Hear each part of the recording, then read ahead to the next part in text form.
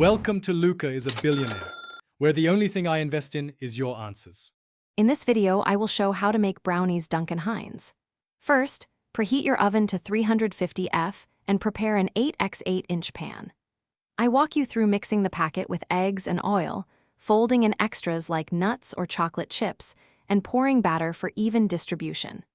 I explain simple tips to avoid overmixing and how to test doneness so your brownies stay fudgy or cakey as you prefer. In this video, I will show how to make brownies Duncan Hines.